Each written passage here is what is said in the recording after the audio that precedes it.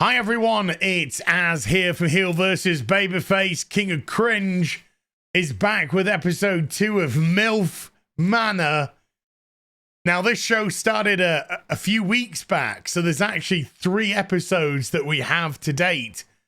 So you lucky people, if you like the video, give it a thumbs up, comment that you want to see more. You'll get all 3 episodes in concurrent days. If you didn't see yesterday's video, go watch it. TLDR, this is a reality show, not remotely reality at all, where a bunch of MILFs, women over a certain age, 40 I think it's meant to be in this case, maybe between 40 and 60 as one of the contestants is 59. They've been taken to this retreat in Mexico where they are going to be provided with a dating pool of young bucks who want MILFs. However, the twist of the tale was the young bucks were the ladies' sons. This is possibly one of the most degenerate things I've ever seen.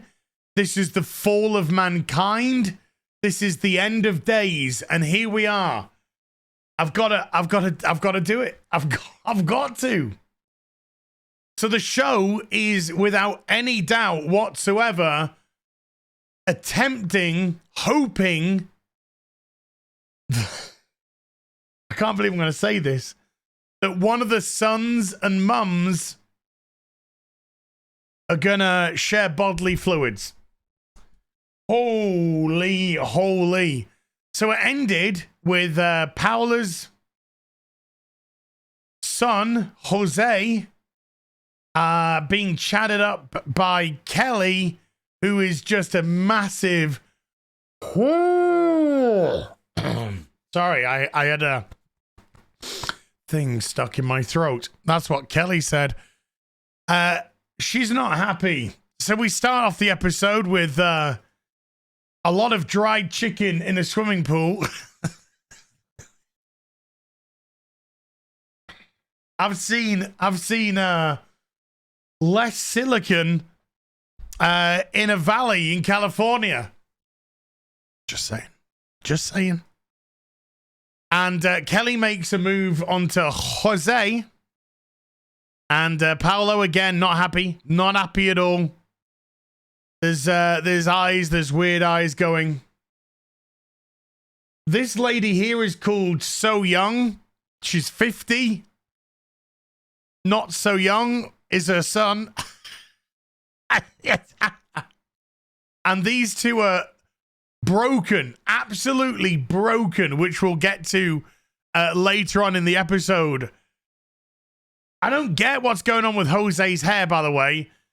In some scenes, it's brown as you can ever hope. And then here it looks like it's white. In certain other scenes, it looks like he's really going white. Then in another scene, it'll be brown again. I don't know when they did the shooting of this, but it seems to have been done over the a multitude of weeks, so he can keep on dyeing his hair and it falling out. I said in the episode yesterday, I said I'm not even sure all these guys are straight. Well, this dude is later revealed to have snogged his best friend, who's a dude, because kissing dudes is fine. It's normal, apparently. And he kissed his friend so well that his friend actually came out as bisexual. Okay. Okay. Now we get to the challenge, which takes up the vast majority of the episode. And the challenge this week, okay, is you've got to put up on this board a deep, dark secret that you don't think your son or mum knows about. And if you're able to fool both your son and your son fools the mum, then you win.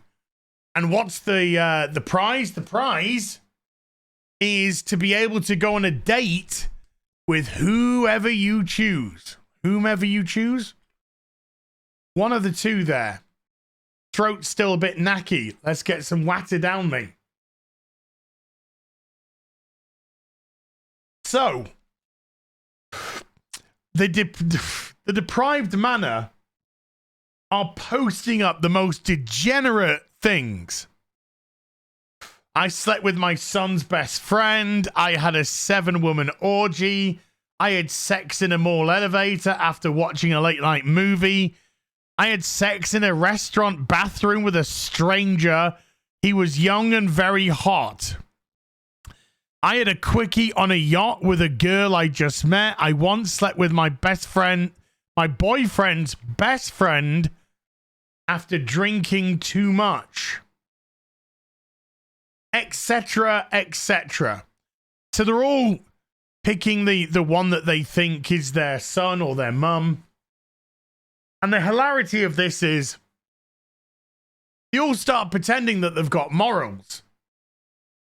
Oh, my mum would never do something like that. Or the mum would say, oh, my son, I didn't raise my son to do stuff like this. This will never be my son. You're here to fuck each other. That's what you're here for. You're a bunch of aging old hoes who are desperate for some young Tinder sauce over your face, neck, and chest to rub in. You have no moral compass. You have no morals. You are showing this to your children. They have been shown this all their lives, and they've grown up to think this is absolutely acceptable to be a dumpster, a Tinder sauce dumpster. But they've got morals now. No, my son would never do this. Charlene, of course, is one of the weirdest contestants that we've got. Because Charlene's sob story in episode 1 was her 27-year-old daughter passed away last year. It's been less than a year since her 27-year-old daughter passed away. Tragic. Absolutely tragic stuff. And I mean that legitimately. And yet, she said that she's to go out dating with her daughter. Yeah, she's your daughter, not your best mate. And she's come here to Tinder Sauce Island to get her, again, as JT would say, her O-ring plowed through of Tinder Sauce in honor of her dead daughter.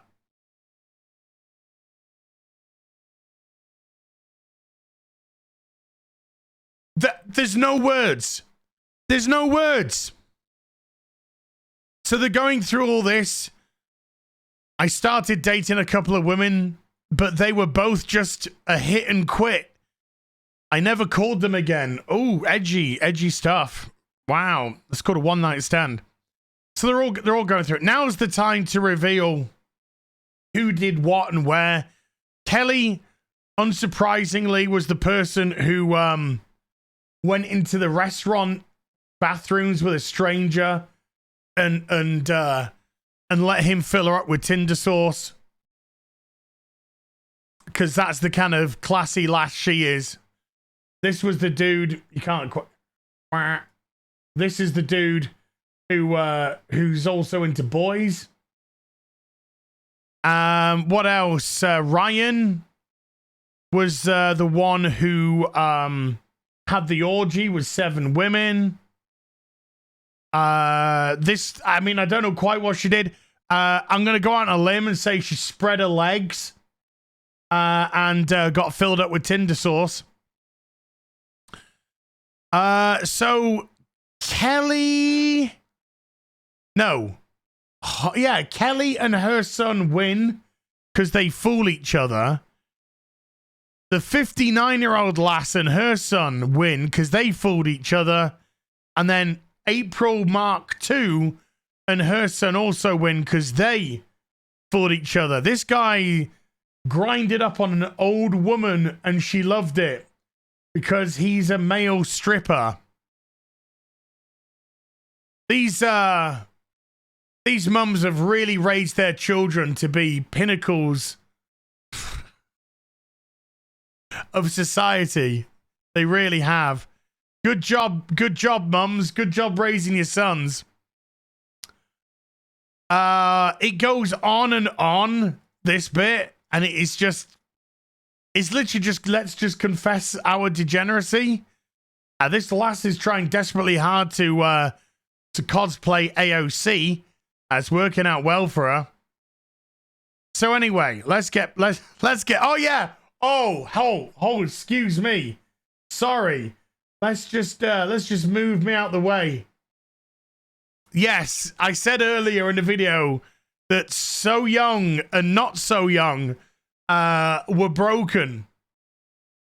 This guy's secret, which his mum guessed, by the way, because she must know that she raised a classy son, was that he got pink eye from eating anus. Hi, I'm back over here now. Yes, that was his claim to fame, is he got pink eye from eating anus. And he explained it graphically that, you know, I got it, because when you're going up and down, then you get a little bit of stink in the pink.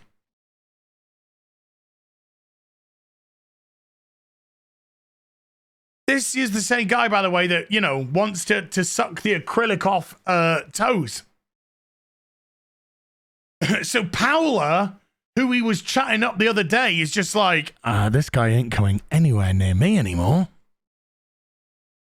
Ain't coming anywhere near my O-ring. He can dump his Tinder sauce over my face, neck, and chest. Or make my Vargu become a Mr. Slushy machine. But he ain't coming near my O-ring. No way. No, sir. No, sir. So, this ain't over yet. The son is looking absolutely mortified right now. Not because he's just admitted, and his mum has guessed correctly. His mum, who's just like, yeah, I raised an absolute degenerate who's into toes and into O-ring chomping. Because I think kissing is grotesque, and have implanted that on his brain as a kid. And so this kid is looking for other areas to satisfy when he becomes sexually aware. So now he sucks toes and eats anus. Good job, mum. Good job, I guess. What a mother of the year. But he's looking mortified because his mother's deep, dark secret, which he didn't guess, was that she banged his best friend. His best friend, who he'd known since kindergarten. So Young watched this baby grow up to a little boy, to a teenager, to a I don't know what age, and then said, you know what? I want his Tinder sauce all over my face, neck, and chest. But we're not kissing because that's gross. But he could probably eat my O-ring. We'll call it Donut Land. Mother of the year. Mother of the year. I drink a toast to thee, my lady.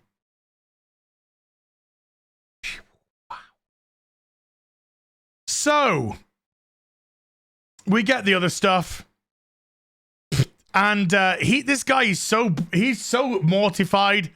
He gets absolutely catatonically drunk because there is alcohol everywhere. They want you drunk. They want you drunk because they want you to dump their Tinder sauce into their mothers. That's what they want. So he goes to the swimming pool. He's doing lengths, absolutely smashed. Charlene, as I mentioned earlier, who's on the show to get her front bottom in a donut shop rammed full of Tinder sauce in honor of her dead daughter. So she's like, oh, you're butt naked in the swimming pool. I'm going to stick around and look at your dick as you're drunk. Which isn't remotely weird or creepy at all. But there we go. So his mum comes out. He's like, come on, get out the pool. You're naked. And he's just like, no, mum. I know exactly what's going on. I understand everything now. This kid doesn't need to be on an island to look at to smash a dried up chicken. No, this guy needs to be in therapy. He's clearly got massive issues that's probably been put upon him by decades of terrible parenting by his mother and terrible example setting by his mother. So this kid doesn't know where to turn apart from to the O-ring to eat it and get pink eye. So his mum goes to bed crying because she realizes that kissing is gross. So the next day, we get past the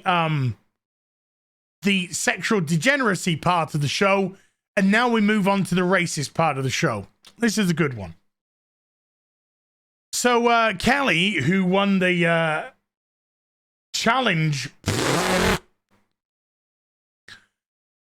took Jose, whose hair keeps changing color, out on a date to see the Mushroom Rock because they're in Mexico and Jose wanted to see it. So she takes him there for a romantic rendezvous where he's just like, do you know what? And she's like, what? And he says, I'm really into dried up prunes.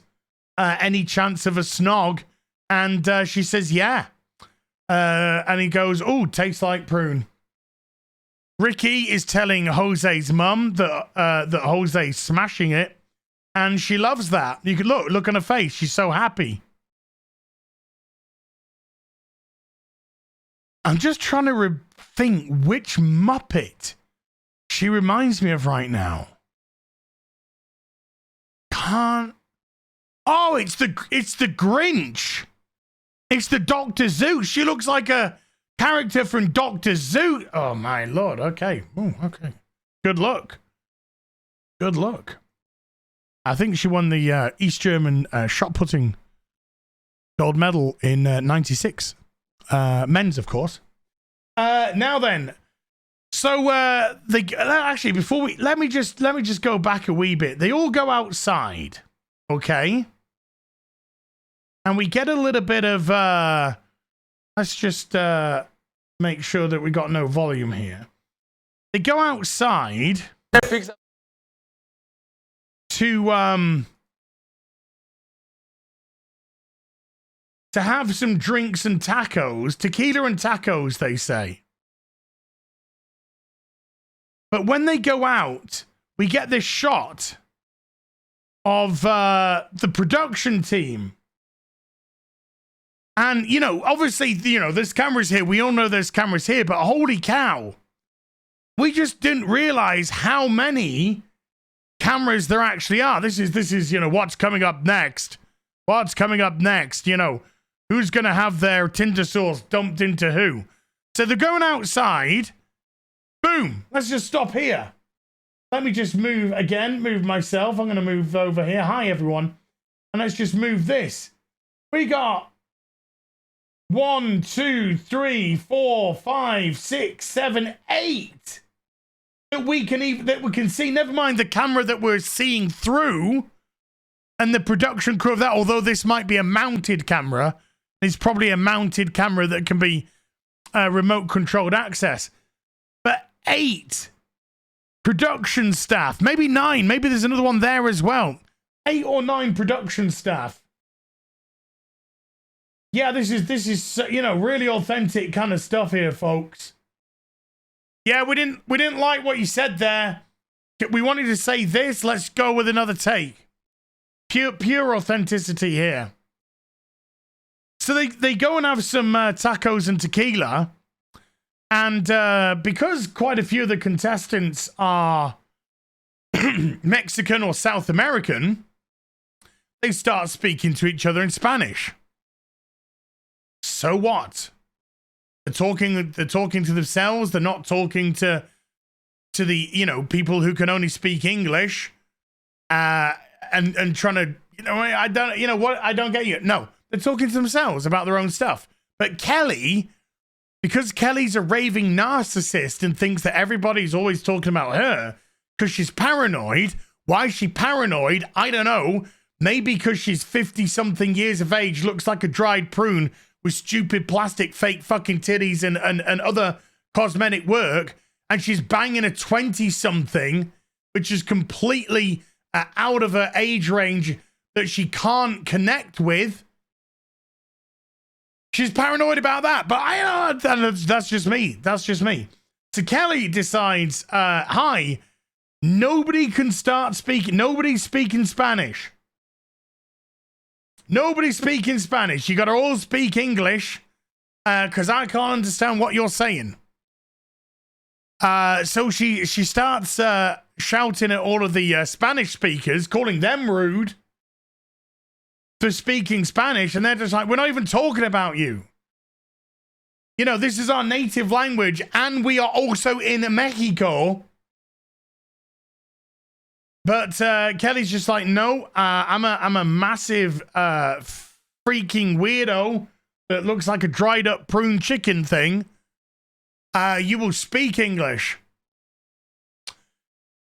Jose, of course, not happy about this. I see a different side to Kelly now. Really? Why? This shocks me. You thought you knew somebody who you met 2 days ago, and all your thought has been is to dump your Tinder sauce over a face, neck, and chest? And then you're suddenly like, oh, wait, maybe there's more to people once you get to know them. This is revolutionary stuff, Jose. You're shocking me, dude. And so all the ladies shout at each other because women hate each other, of course, and will just need the slightest excuse to fly off the handle at each other. Bitch. Yeah, there we go. Jose's now got beautiful brown hair and not a sight of all the white which has been in it. So goodness knows when this was recorded. Before the show began, maybe. After the show had finished, maybe. Don't know. So there we go. MILF Manor, episode 2. Ton of degeneracy and a little bit of racism just for good measure. If you like it, please hit the thumbs up and comment, and you'll get episode 3 tomorrow. Until then, take care. Bye for now.